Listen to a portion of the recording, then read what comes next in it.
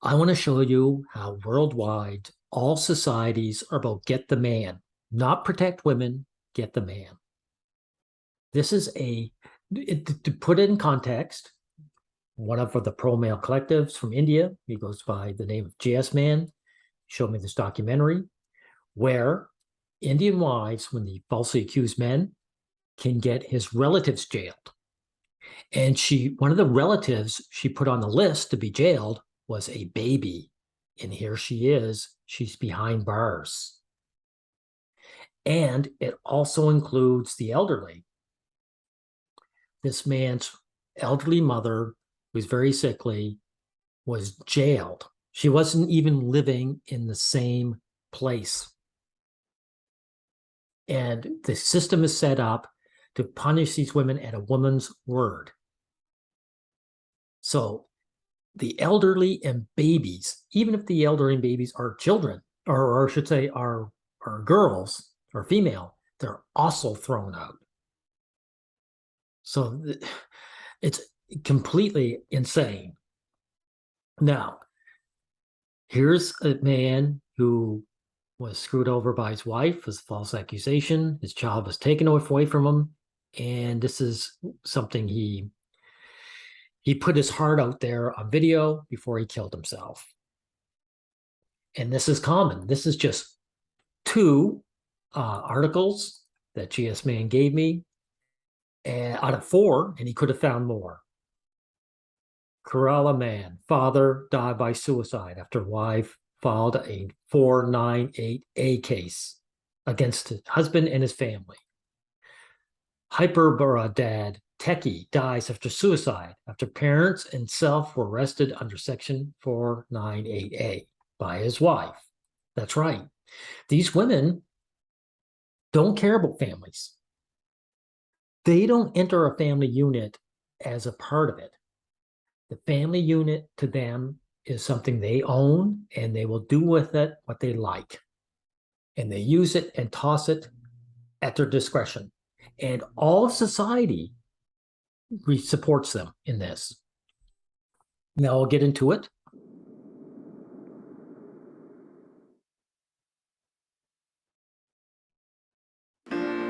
And of course, they always have the symbol of victimhood for women.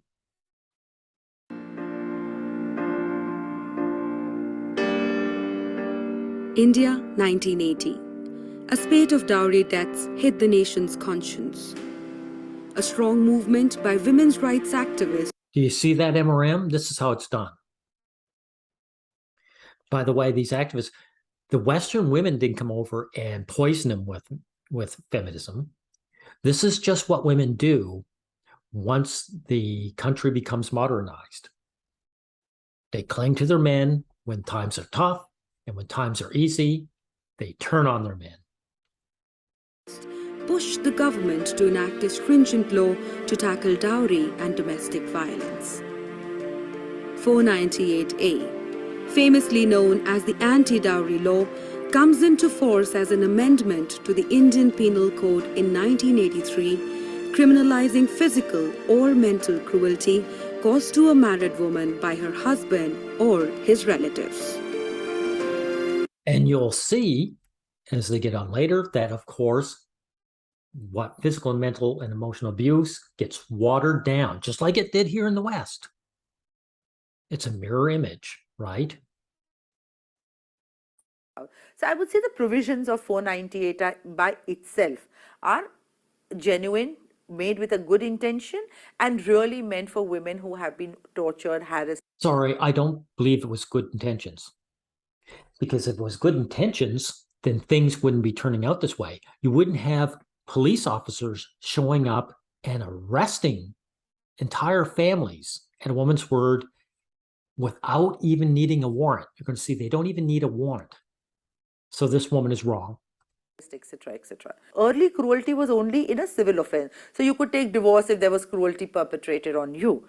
But now you could also take action under the criminal law in case there is any kind of cruelty, demands, violence, physical, emotional, and all these things. And then there is a recourse which is available to the woman. Well, I believe 498A on principle was the need of the hour at the time when it was introduced. I still believe that we need to have a provision like that to ensure that women are not subjected to cruelty on account of dowry. Okay, you don't need this provision. What you need is to get rid of the dowry. Notice these guys, they're always clinging to useless traditions, even when these traditions go from useless to harmful. Just get rid of the dowry, and you didn't need these provisions. But at the same time, I have to admit that there have been a number of cases which have been reported as abuse of this provision. It's not just a number. This guy's downplaying it because you're going to find out it's not just a number, it's a huge amount.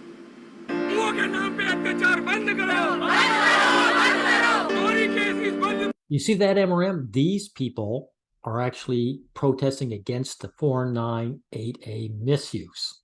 This is what you do. This is what you should be focusing on, not repairing relationships or getting the girl. A law made to safeguard rights of a woman in her marital home, 498A, has today become infamous as one of the most abused laws in the Indian jurisprudence ever. See that? The most abused law ever. So it's just not a number of cases. And by the way, this shows you the difference between men and women. The women who were abused by dowry, by families, was probably a minority or even a rarity.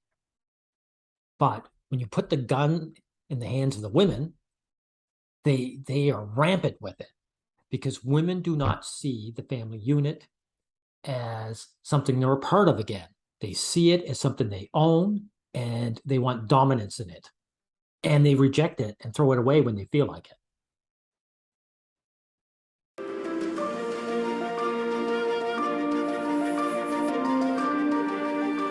These provisions of IPC are grossly misused.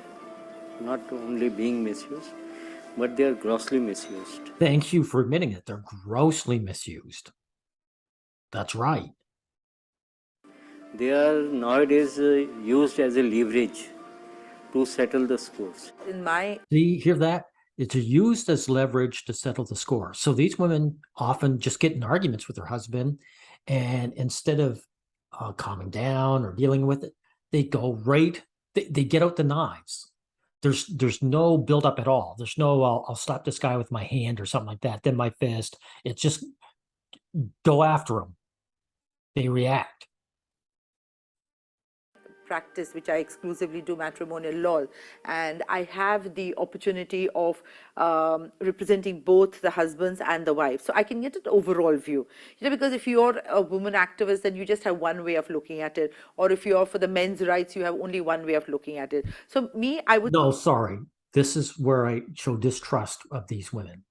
This is why I think it's bad. This woman's a part of it. She is trying to equate the men's rights activist with the women's rights activists, right? That they're both the same. They're not. The men's are reactionary to injustice.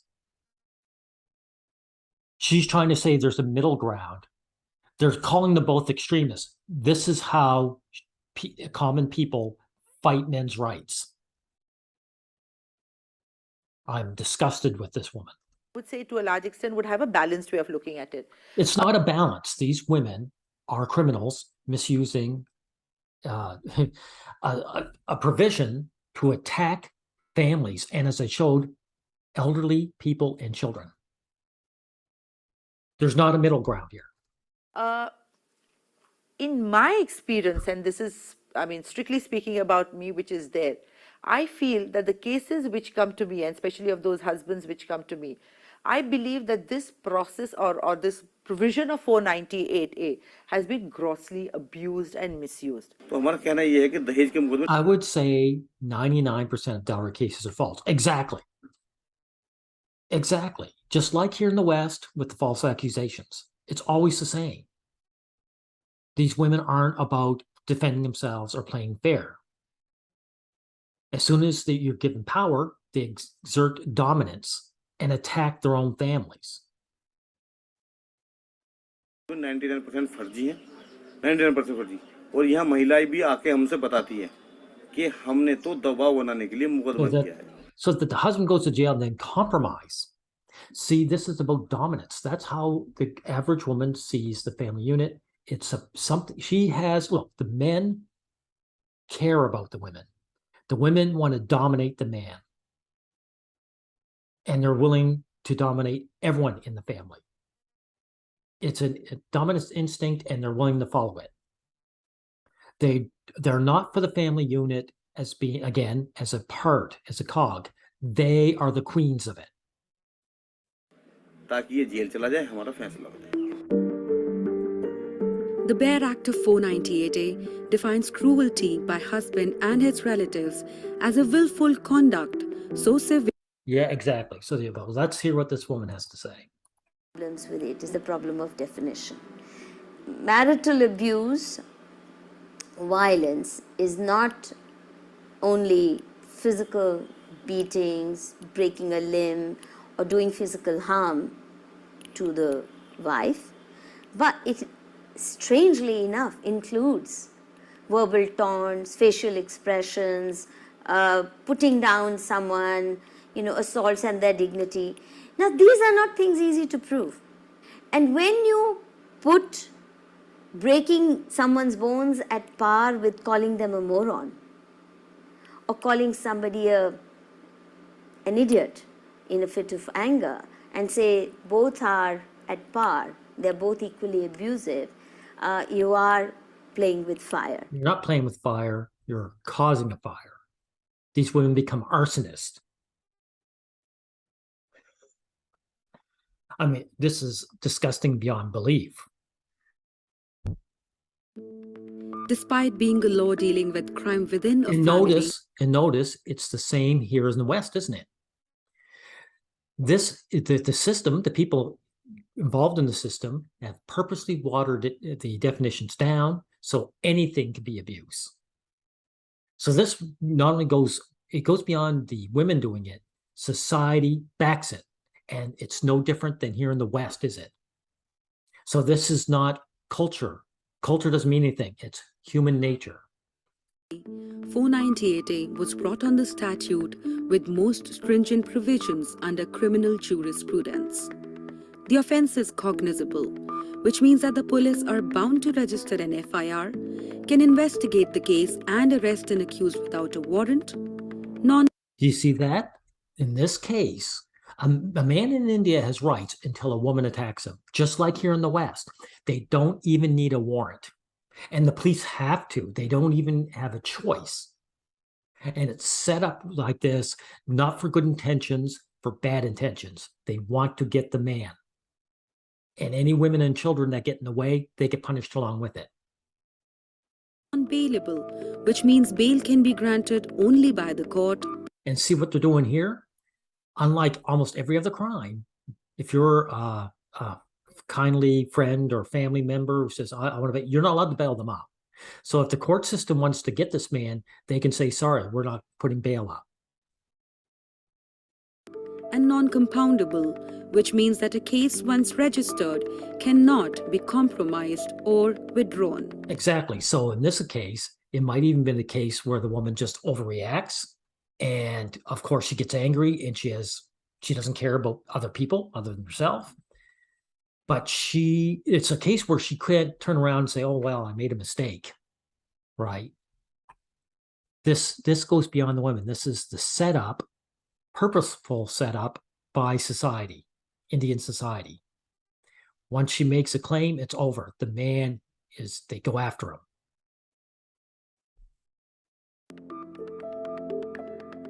To register a FIR, law like 498A, Domestic Violence Act, the law is framed on the assumption whatever a woman is saying to be treated as a evidence 100%. It is listen and believe, right? Same old, just listen and believe. Funny, it's just like over here, isn't it?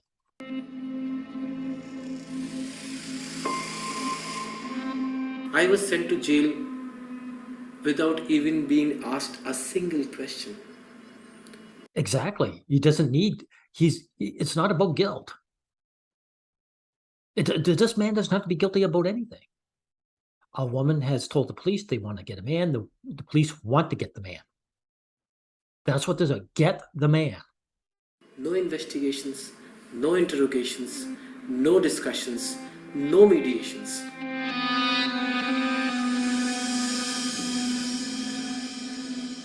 Now, can't you see that these guys are shocked because this isn't how Indian society is set up for other crimes.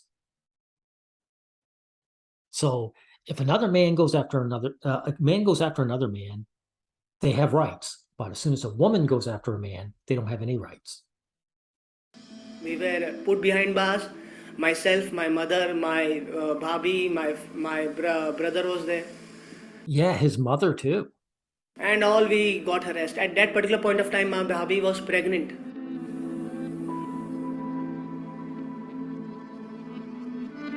Notice they have no trouble finding men to talk to about this issue, right?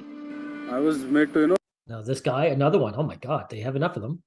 This woman, for some reason, they didn't translate hers, so we'll get by hers. Hospitalise करना पड़ा. Such difficult harassment I've seen. Enduring the jail, even for a period of one night or more.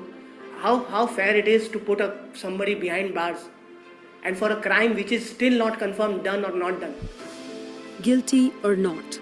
Exactly. It doesn't matter because it's not about guilt and innocence. 498A has led to arrest of lakhs of people on mere allegations without investigations.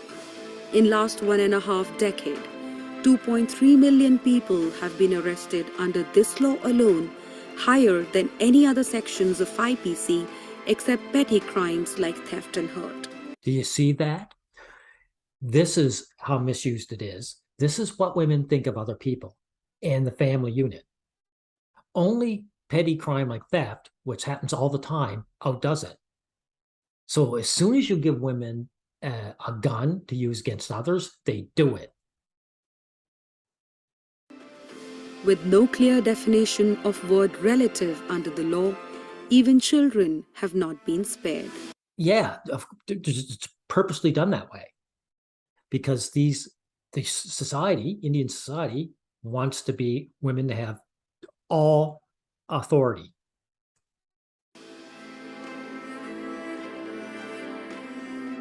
Two-month-old Zoya is making news for being the youngest bail applicant before the Mumbai Sessions Court.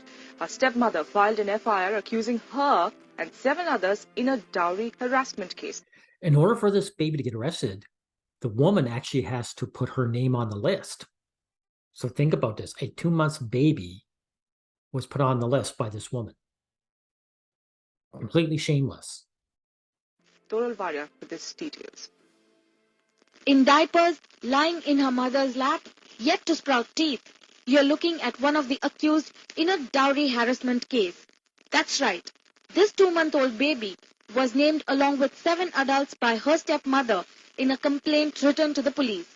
What's worse is that the police then included the child's name in the FIR. There's more. Little Zoya, who should be playing in a crib, had to spend several hours in a police station with her mother, foregoing food and sleep, and came very close to being arrested. बोला कि साहब ये इतनी छोटी बच्ची है इसका आपने कैसे कंप्लेंट ले ली कैसे लिखा आपने बोला नहीं नहीं कुछ प्रॉब्लम नहीं वो तो होता है We have cases registered against an 8-day-old too. She is still old. 8 दिन के बच्चों की भी बोले हमारे पास केस दर्ज है तो ये तो उससे बड़ा बच्चा है. The sad part is that any number of relatives can be named. I know of cases where the woman concerned named a sister-in-law living in America or one living 1,000 miles away. So there was no way that she could be involved in daily abuse. And this sister in America couldn't come to India because she feared arrest. Exactly. So the police would see this, well, this person doesn't even live in the same country. They go for it anyway. So again, the system is all about attacking men. They don't care about justice. लड़की पक्ष के उसका जेठ है या ससुर है, ससुर के भी अगर 3 भाई हैं तो वो तीनों भी लपेटे जाएंगे उसमें. और ये भी बहुत ज़्यादा देखते हैं लड़की वाले कि भाई उस फैमिली में This is important too. Husbands, relatives of the husband who are rich, influential, reputed, or hold ज़्यादा a रिप्यूटेड और जिसका समाज में एक अच्छा स्थान special है, stature वो व्यक्ति कौन है? society are particularly sought उसको by पहले the लेते हैं. girls. They're particularly sought. So again, these women who are do-nothing leeches to their husbands like going after the high-status, high-earning men. One is they want to get money, but also they like the idea of taking a man like that down. Okay. कि भाई society में इसकी ज़्यादा movement है. They want to cause maximum damage to reputation and status. So do you see how societies are, because it's not just India, they're self-destructive. They follow this instinct to give women all the power, and then when women start destroying, their society, she's going to take away a productive member of society. They don't care. They just say, "This is what we want." ज़्यादा positive है इसका response, तो इसको पहले लो. Apart from the husband and the mother-in-law, father-in-law, they would write 7, 10 or 6 other names. And during investigation, invariably it has been found that their names have been unnecessarily dragged into the matter. Invariably, did you hear that? Invariably, their names has been dragged in unnecessarily.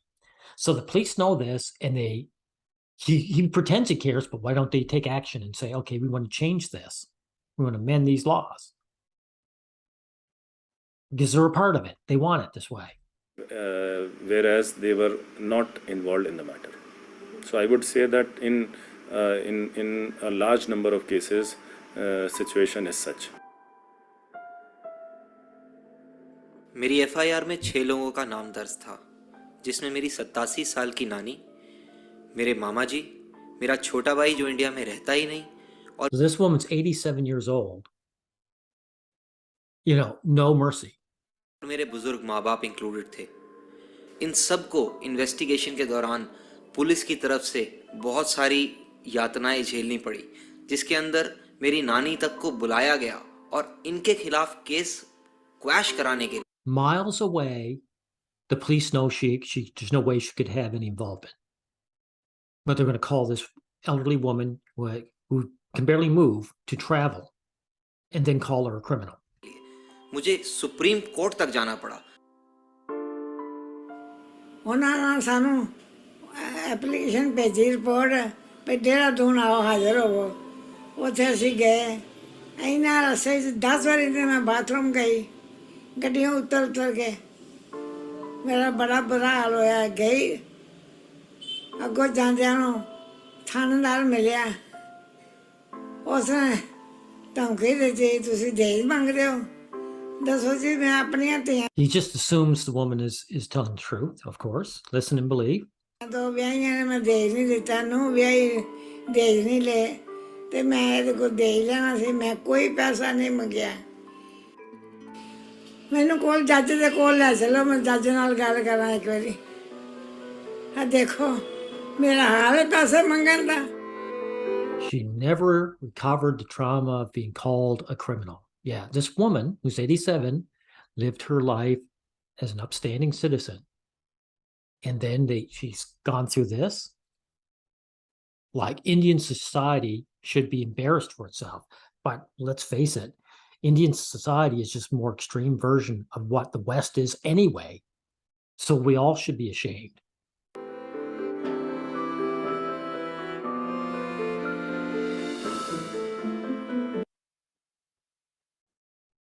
By the way, there's no law in India for paternity fraud, right? Paternity test turns doubt into bitter truth. This must be that patriarchy that they're talking about, right? Patriarchy doesn't exist and never did anywhere. So here's a supposed patriarchal society that does what? Does not back men over women in any way. A married woman cannot be tried for adultery as per section 497. Right. So they added that. So she can't even be tried for adultery anymore.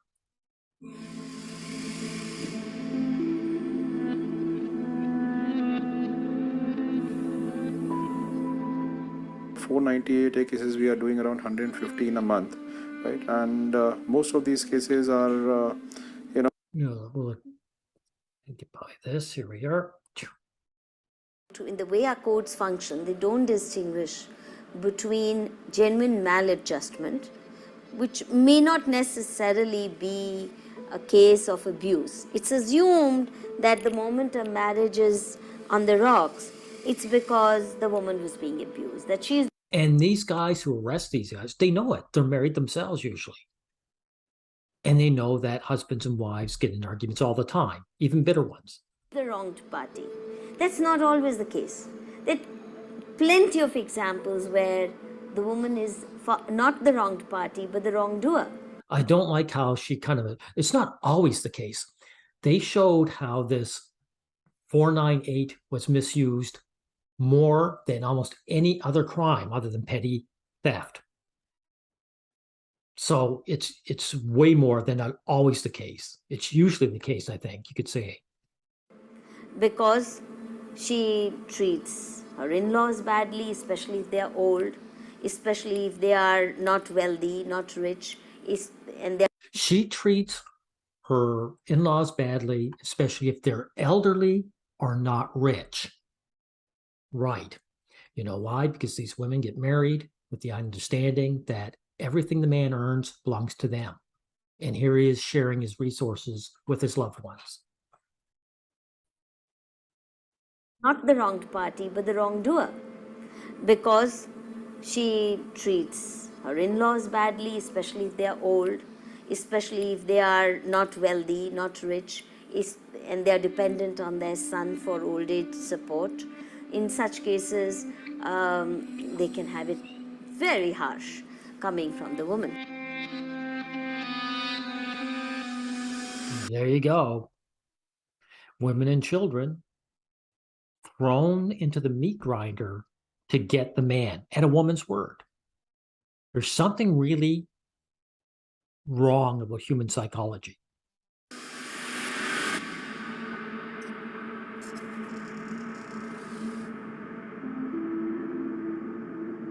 Help Age India reports daughter-in-law as primary perpetrator of elder abuse in India. Sounds familiar, doesn't it? Just like over here we say mothers are the primary perpetrators of abuse to children. Notice when people are at the mercy of women, they're the most abusive, they are the most heartless, they are the most merciless. You know, anyone should be ashamed of themselves talking about men being abusive. You know, it's always the same thing. And again, this is what they think. You know, these aren't her parents, so she has no use for them. And like I say, if they don't have money themselves to sponge off of, if they're eating up resources from her son, from their son, her husband, she gets abusive with them because she says all those resources 100% belong to me. This is the mindset of any married woman, any of them. That's the point of it. Women get married because the man bribed them with resources and they want all of them. Now, I think I've showed, see if there's anything else we want to show. Something wrong, which has never been come across even now yet.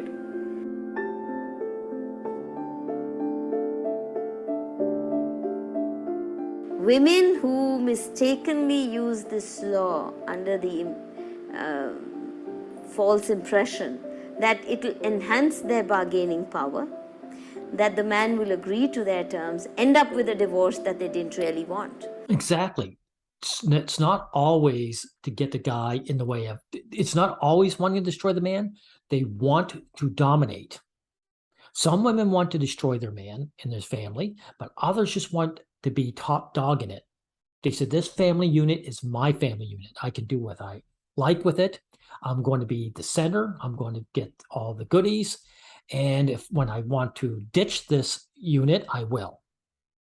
So that's what this is it. This is what it is when you get a woman in your life, guys. She is there for dominant. You care about her, she wants to dominate you. Because once a family has been locked up in jail even for 10 days, there's no way that they will accept this woman back. So instead of higher bargaining power, she loses all of it. Then it's a fight to the finish. People say, no matter what it costs, you're out. Yeah, exactly. These women, they don't know the law necessarily. They just know they've been given a gun and they're going to use it, and they're going to point it, thinking that she's going to threaten the family, but the gun goes off because that's what it's there for. It's built to attack the man and everything he owns, including his loved ones. And then, of course, these women, what do they do? She says it's a fight to the finish. In other words, these wives don't give up. They say, okay, rather than turn around and say, I was wrong, and try to get out gracefully, admit they're wrong, they go all the way and say, well, I may as well go all the way and destroy these people who haven't done anything wrong just because I want to be top dog. This is female psychology. Just know it.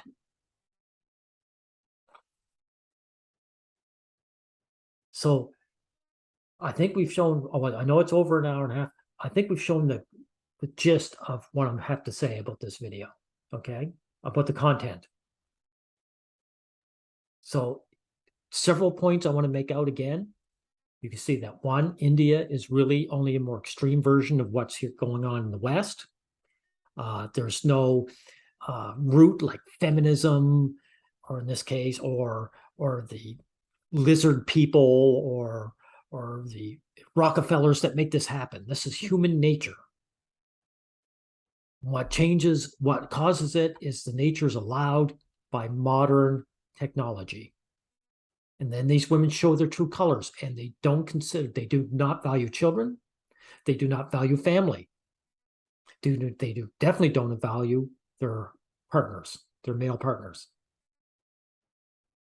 They get into these situations saying, I'm in charge, I want to be top dog, and I own this. There's no humanity to it.